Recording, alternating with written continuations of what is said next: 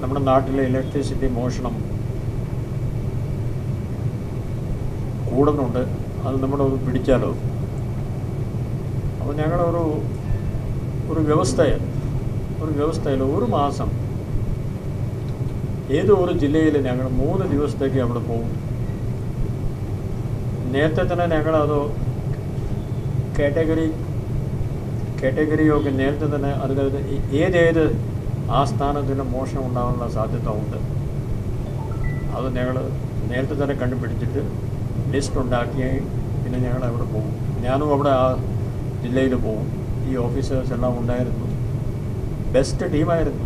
രാജീവ്, ഒബിയാസ്, നമ്മുടെ പ്രസാദ് മാത്യു, സുരേഷ്, ചിരാജ്, അവരെല്ലാം.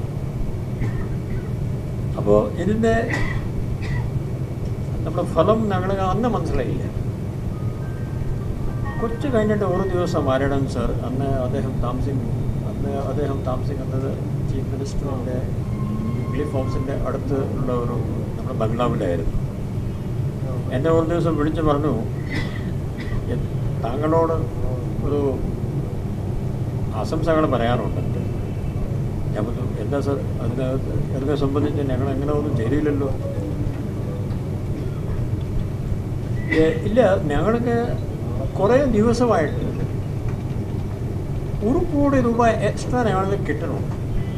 അത് ആ പൈസ എവിടെ നിന്ന് വന്നു എന്ന് ഒന്നും മനസ്സിലാവില്ല.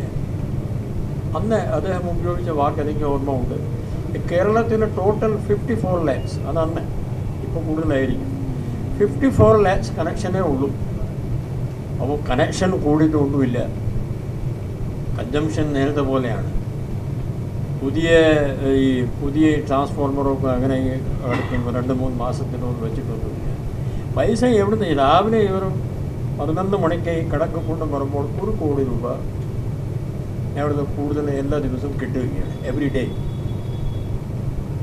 ഇപ്പോൾ ഞങ്ങൾക്ക് മനസ്സിലായത്, അതോ ഞങ്ങൾ എൻ്റെ ഓഫീസർമാരോട് ചോദിച്ചപ്പോൾ മനസ്സിലാകുന്നത്, താങ്കൾ ഈ കുറേ മോഷണം കണ്ടുപിടിക്കാൻ അതിനുവേണ്ടി ശ്രമിക്കാൻ തുടങ്ങിയല്ലോ. അതുകൊണ്ട് മാത്രം ചില ആളുകൾ ഒന്നാമത് അവർ മോഷ്ടിക്കാൻ അവർ നിർത്തിയിട്ടുണ്ട്. പിന്നെ അഥവാ അവർ ചിലപ്പോൾ മോഷ്ടിക്കുകയാണെങ്കിൽ അതിൻ്റെ തുക അവർ കറക്റ്റായിട്ട് അവർ തരാൻ തുടങ്ങിയിട്ടുണ്ട്. അതുകൊണ്ടാണ് ഈ 1 കോടി. 2 വർഷം ഞങ്ങളവിടെ ഉണ്ടായിരുന്നു. ഏകദേശം 700 കോടി രൂപ നമ്മുടെ കേരള സർക്കാരിൽ അന്ന് കിട്ടിയിട്ടുണ്ടായിരുന്നു. പിന്നെ അതിനകത്ത് ദുഃഖകരമായ ഒരു കാര്യം, ഇലക്ട്രിസിറ്റി ആരാണ് മോഷ്ടിക്കുന്നത് അറിയാം. അത് വളരെ ഒരു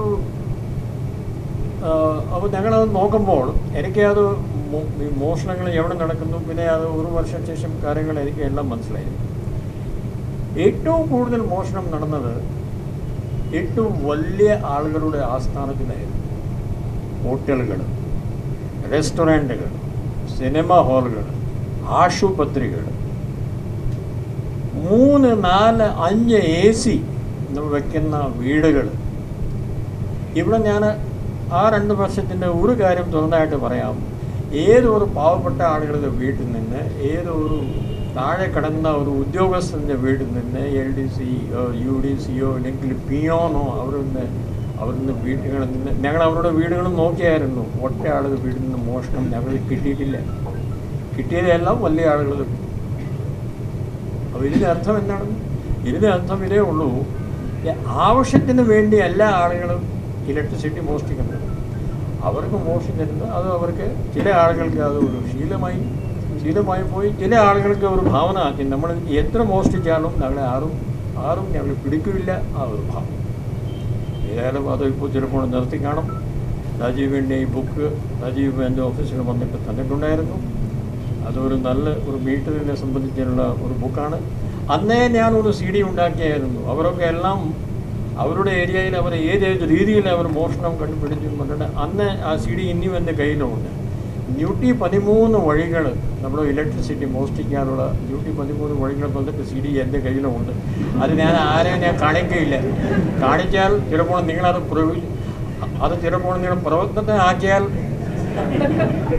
അതുകൊണ്ടാണ് രാജീവിൻ്റെ ഒരു നല്ല ഒരു വലിയ സക്സസ് ആയിട്ട് അവിടെ മാറട്ടെ. എന്നെ ആശംസിച്ചത് കൊണ്ട് എന്നെ രാജീവും ഇവിടെ എന്നെ വിളിച്ചു. അതിനുവേണ്ടി ഞാൻ രാജീവിനോട് നന്ദി പറയുന്നു.